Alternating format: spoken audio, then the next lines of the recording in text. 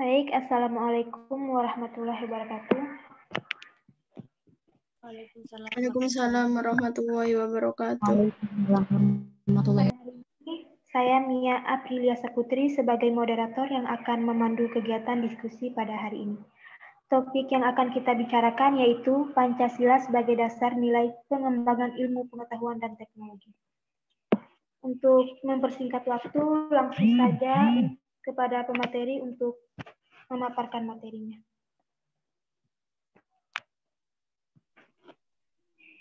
Baik, terima kasih, moderator. Assalamualaikum warahmatullahi wabarakatuh. Kami dari kelompok pertama akan menjelaskan tentang Pancasila sebagai dasar pengembangan ilmu pengetahuan dan teknologi.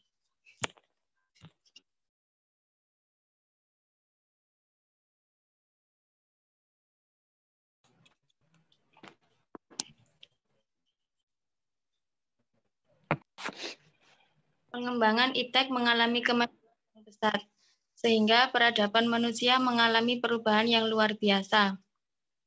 Perkembangan pada gilirannya berhubungan dengan nilai-nilai budaya dan agama, sehingga di satu pihak dibutuhkan semangat objektivitas. Di pihak lain, ITEK perlu mempertimbangkan nilai-nilai budaya dan agama dalam perkembangannya, tidak merugikan umat manusia. Relasi atau hubungan antara ITEK dan nilai budaya serta agama yaitu yang pertama, ITEK yang gayut dengan nilai budaya dan agama, sehingga perkembangannya harus senantiasa didasarkan atas sikap human religius. Yang kedua, ITEK yang lepas sama sekali kemajuan norma budaya dan agama, sehingga jadi sekularisasi yang berakibat pada kemajuan ITEK tanpa dikawal dan diwarnai nilai human atau religius.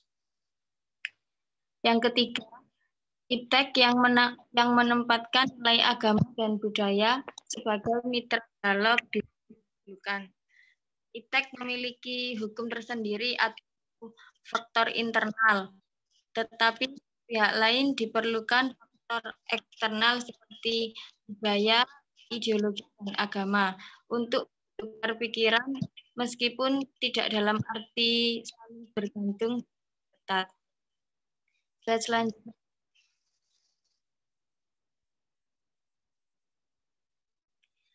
Adapun masalah nilai dalam ilmu pengetahuan dan teknologi.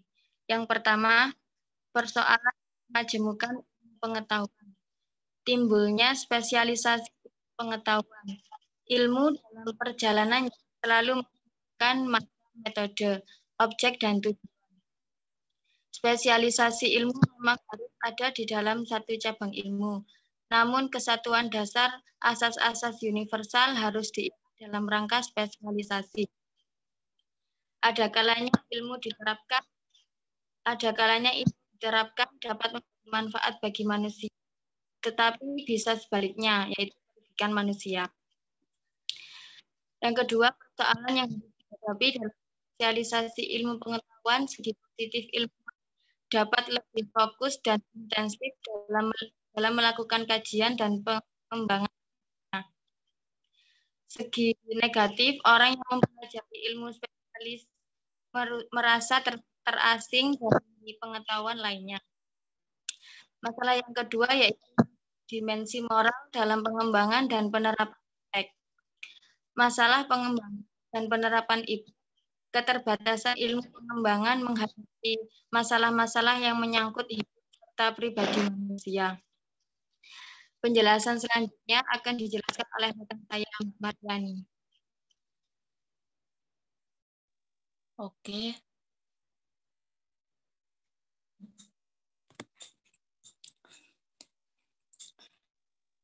B. Akibat teknologi pada perilaku manusia.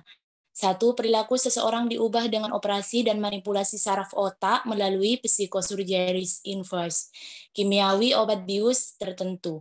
2. Dipacunya penyelidikan dan pemahaman mendalam tentang kelakuan manusia, kemungkinan adanya manipulasi atau media iklan atau lainnya. 3. Pemahaman jelimet demi tujuan ekonomis, rayuan untuk menghirup kebutuhan baru sehingga bisa mendapat untung lebih banyak atau radio TV. 4. Behavior control, dikontrol oleh teknologi dan bukan oleh si subjek itu sendiri. 5. Eksistensi manusia dilontarkan oleh Schumacher. Pekerjaan tangan dan otak manusia diganti dengan tenaga-tenaga mesin. Maka hilanglah kepuasan dan kreativitas manusia. 3. Nilai-nilai yang harus diperhatikan dalam pengembangan iptek. Pertama, rumusan hak asasi merupakan sarana hukum untuk menjamin penghormatan terhadap manusia. 2. Keadilan dalam bidang sosial, politik, dan ekonomi sebagai hal mutlak. 3. Sosial lingkungan hidup.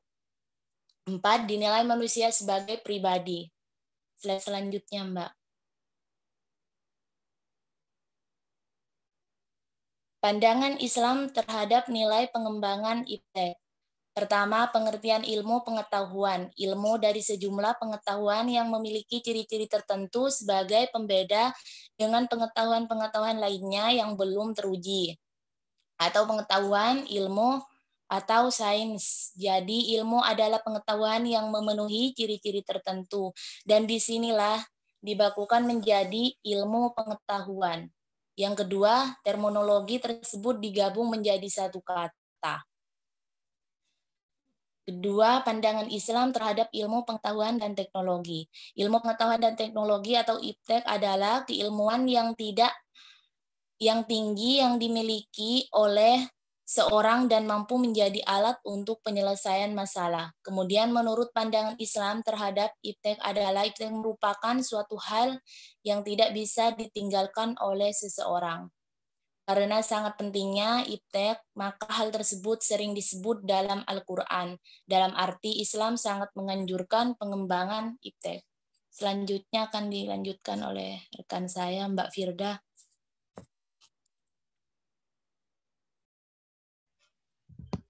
Baik, saya akan melanjutkan. Yang selanjutnya ialah Pancasila sebagai dasar nilai dalam strategi pengembangan ilmu pengetahuan dan teknologi atau iptek. Yang pertama, konsep Pancasila sebagai dasar nilai pengembangan iptek.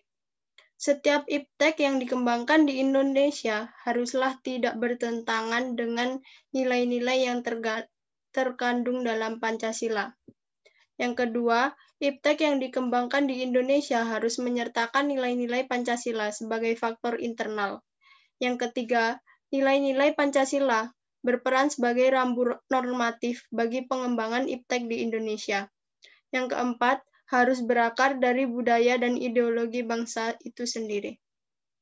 Ideologi bangsa Indonesia. Yang selanjutnya ialah pentingnya Pancasila sebagai dasar nilai pengembangan iptek.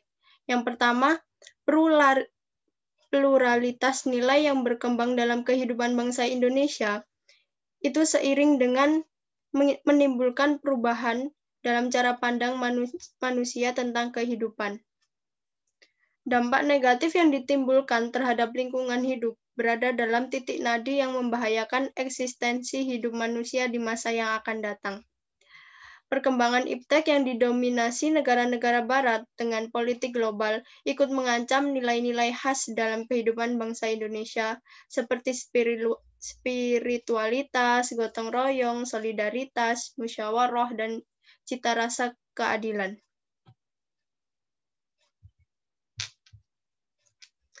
Yang selanjutnya ialah alasan diperlukannya Pancasila sebagai dasar nilai pengembangan iptek.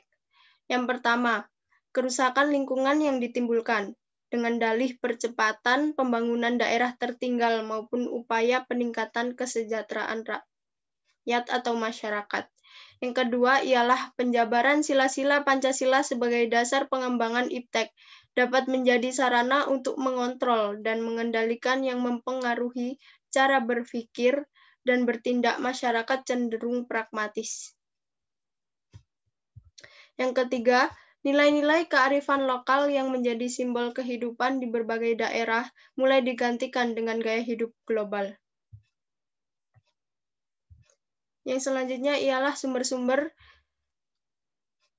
tentang Pancasila sebagai dasar nilai pengembangan IPTEK. Di sini ada 3 sumber. Yang pertama sumber historis, yang kedua sumber sosiologis, yang ketiga sumber politis. Sumber historis itu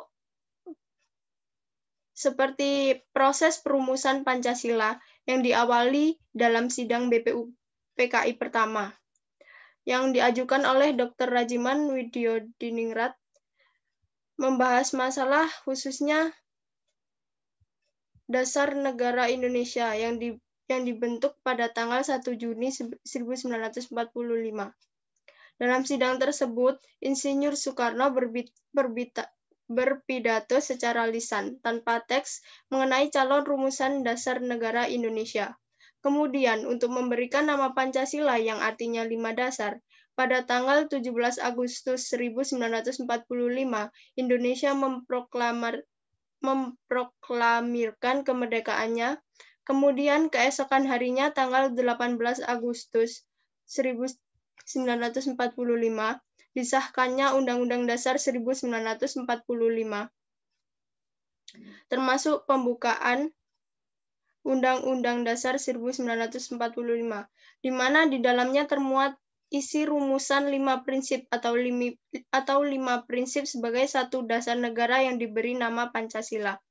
Sejak saat itulah perkataan Pancasila menjadikan dasar negara di Indonesia. Yang kedua ialah sumber sosiologis. Bangsa Indonesia yang penuh kebinekaan, terdiri atas lebih dari 300 suku bangsa yang tersebar di lebih dari 17.000 pulau. Secara sosiologis, telah mempraktikkan Pancasila karena nilai-nilai yang terkandung di dalamnya merupakan kenyataan-kenyataan seperti material, formal, dan fungsional yang ada dalam masyarakat Indonesia. Kenyataan objektif ini menjadikan Pancasila sebagai dasar yang mengikat setiap warga negara untuk taat pada nilai-nilai instrumental yang berupa norma atau hukum tertulis atau peraturan perundang-undangan, jurisprudensi, dan traktat, maupun yang tidak tertulis seperti adat istiadat, kesepakatan atau kesepahaman dan konvensi.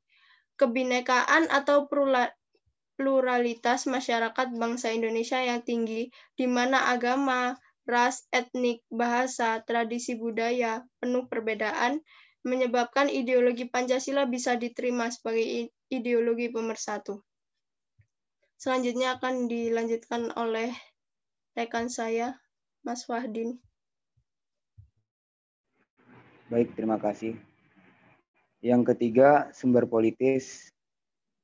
Dalam sumber politis ini ada 5 butir Pancasila, yaitu nilai ketuhanan atau religius. Nilai religius adalah nilai yang berkaitan dengan keterkaitan individu dengan sesuatu yang dianggapnya memiliki kekuatan sakral, suci, agung, dan mulia. Kemudian nilai kedua, nilai kemanusiaan atau moralitas. Kemanusiaan yang adil dan beradab adalah pembentukan suatu kesadaran tentang keteraturan sebagai asas kehidupan. Setiap manusia mempunyai potensi yang menjadi manusia sempurna, yaitu manusia yang beradab. Kemudian yang ketiga, nilai persatuan atau kebangsaan Indonesia. Persatuan adalah gabungan yang terdiri atas beberapa bagian kehadiran Indonesia dan bangsanya di muka bumi ini, bukan untuk bersengketa. Kemudian nilai permusyawaratan dan perwakilan. Sebagai makhluk sosial, manusia membutuhkan hidup sebagai makhluk sosial. Manusia membutuhkan hidup berdamping dengan orang lain. Dalam interaksi biasanya terjadi kesepakatan dan saling menghargai satu sama lain atas dasar tujuan dan kepentingan bersama. Kemudian yang kelima, nilai keadilan sosial. Nilai keadilan sosial ini menjunjung norma berdasarkan ketidakberpihakan, keseimbangan, serta pemerataan terhadap satu hal. Keadilan sosial bagi seluruh rakyat Indonesia merupakan cita-cita berkeanekaragaman dan berbangsa.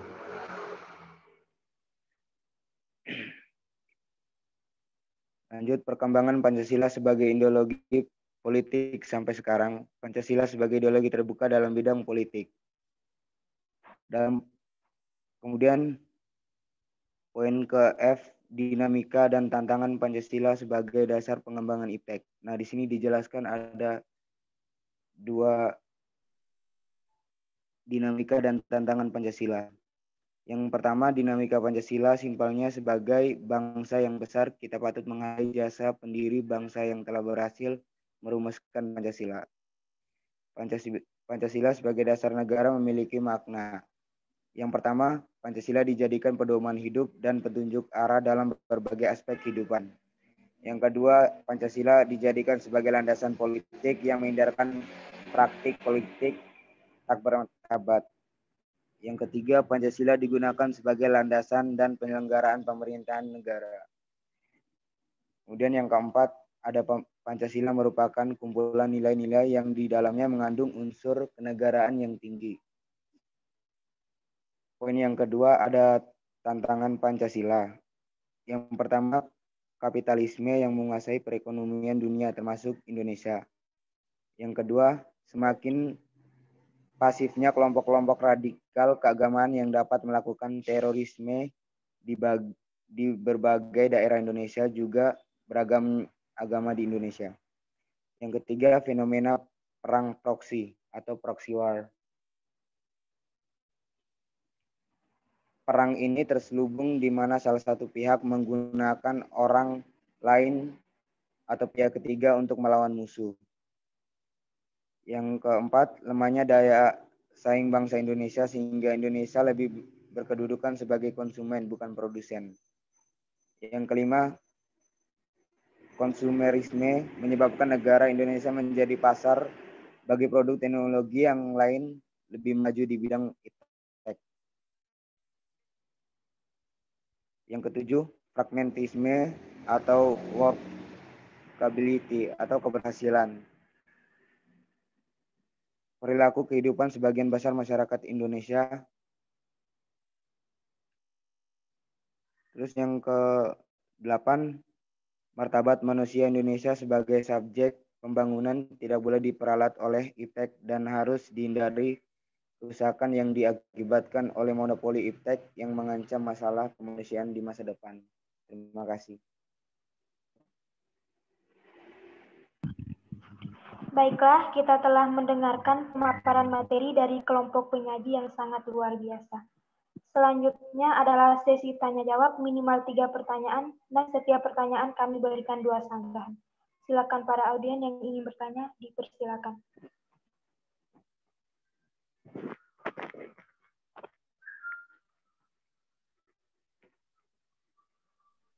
Untuk audien saya mau bertanya. Baik. Saya Yasmina Alda, akhir NPM 036. Perkembangan iptek di Indonesia masih terbilang rendah. Apa solusi untuk meningkatkan perkembangan iptek di Indonesia? Terima kasih. Baik, terima kasih atas pertanyaannya. Untuk pertanyaan bisa ditulis di kolom chat ya.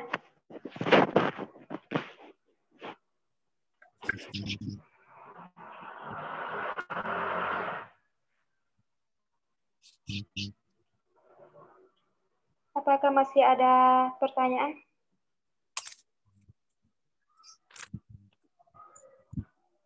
Saya, Mbak. Anissa. Nama saya Anissa Putri Damayanti, NPM terakhir 030. Pertanyaan saya, jelaskan dan berikan contoh Pancasila sebagai dasar ilmu pengetahuan.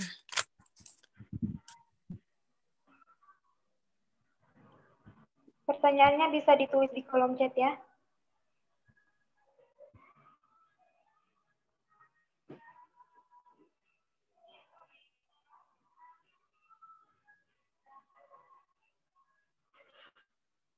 Masih tersisa 1 pertanyaan. Yang ingin bertanya, silakan.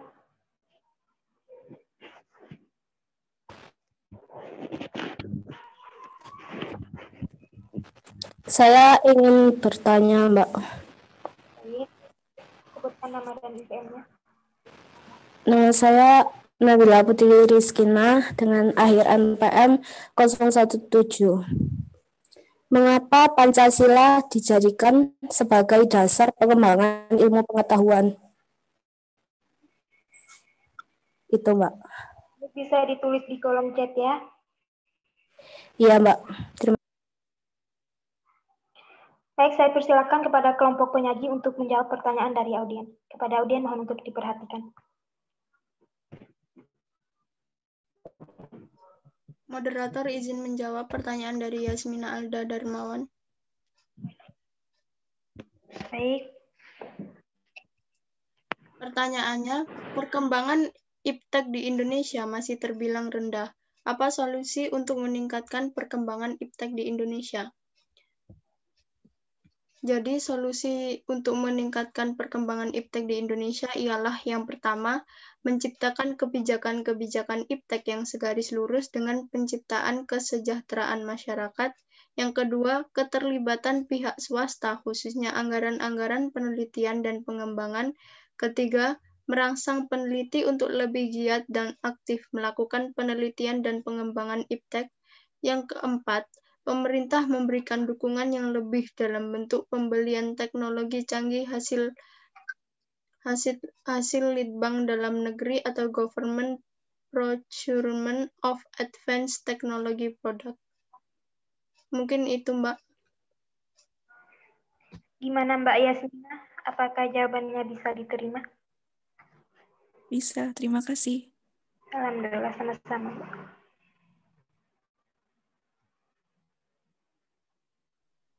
Gimana untuk pertanyaan selanjutnya? Apakah bisa dijawab? Izin Mbak Moderator, mau menjawab pertanyaannya Nabila Putri Rizkina. Yang pertanyaannya, mengapa Pancasila dijadikan sebagai dasar pengembangan ilmu pengetahuan? Jadi ada beberapa alasan mengapa Pancasila dijadikan sebagai dasar pengembangan ilmu pengetahuan.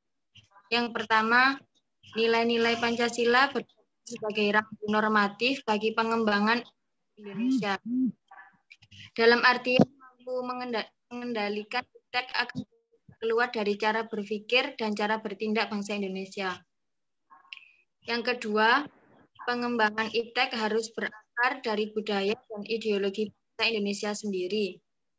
Dan yang ketiga, ini poin yang paling penting, iptek yang dikembangkan di Indonesia harus menyertakan nilai-nilai Pancasila sebagai faktor internal pengembangan itu sendiri. Mungkin itu, Pak Moderator. Bagaimana Mbak Nabila? Apakah jawabannya bisa diterima? Atau ada Saya tambahan? izin menjawab. Iya, Mbak. Bisa. Baik.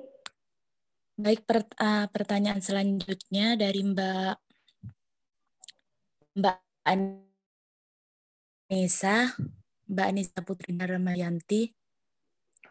Pertanyaannya, jelaskan dan berikan contoh Pancasila sebagai dasar ilmu pengetahuan. Jawabannya, dalam Sila Persatuan Indonesia, masyarakat berperilaku sesuai Bhinneka Tunggal Ika. Jadi, kepentingan bangsa dan negara lebih penting dari urusan pribadi. Sila ketiga sangatlah tercermin dari adanya sikap kita untuk menghargai dan menghormati secara warga negara. Adapun arti dan makna dari nilai sila persatuan yaitu nasionalisme, cinta bangsa dan tanah air, menggalang persatuan dan kesatuan Indonesia, menghilangkan penonjolan kekuatan atau kekuasaan, keturunan dan warna kulit, menumbuhkan rasa senasib dan sepenanggungan. Contoh persoalan atau kebijakan dari nilai persatuan sebagai dasar pengembangan ilmu pengetahuan yaitu walaupun mempunyai banyak perbedaan seperti agama, warna kulit, dan bahasa tetap harus saling menghargai. Sila ini menanamkan sifat persatuan untuk menciptakan kerukunan kepada rakyat Indonesia. Jawabannya itu aja Mbak Anissa. Bagaimana Mbak Anissa? Untuk jawabannya bisa diterima? Bisa, Mbak. Baik. Bagaimana, apakah ada sanggahan dari jawaban pemateri?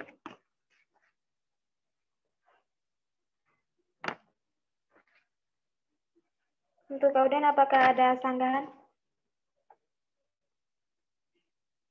Kalau tidak ada bisa ditutup ya. Baik, demikian tadi diskusi kelompok 11. Saya sebagai moderator mohon maaf apabila ada kesalahan kata. Wassalamualaikum warahmatullahi wabarakatuh. Waalaikumsalam warahmatullahi wabarakatuh. Waalaikumsalam warahmatullahi wabarakatuh.